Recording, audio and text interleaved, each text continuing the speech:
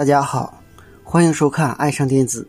这个多用锅呢，它现在的故障是我们插电以后，指示灯都亮，按键没有反应。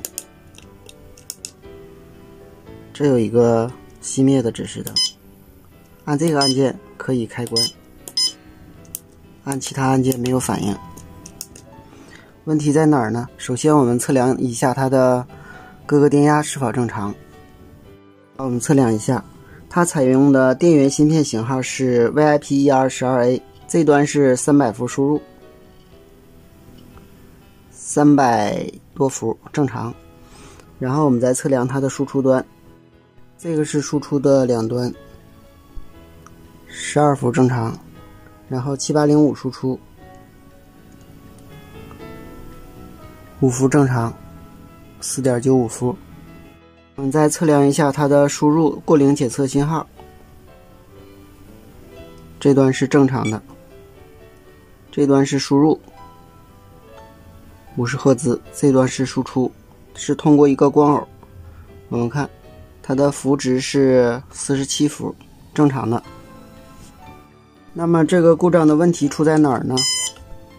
我们看这个按键是正常的，但是开了以后按这个按键没有反应。这个是菜单按键，我们看多按一会儿，有的时候是有反应的，那么证明是这个按键损坏了。我们把按键给它换掉。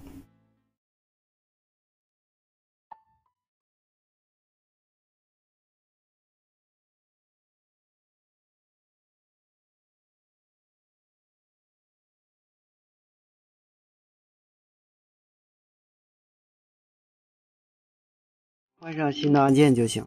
换的时候要注意，这两边是不通的，这两边是通的。通过观察它的形状就能够看出来。好，所有的按键位置摆放正确，下面我们就给它焊上。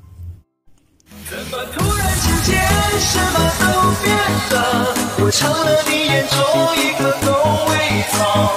你说这日子越来越无聊，难道这是个危险的信号？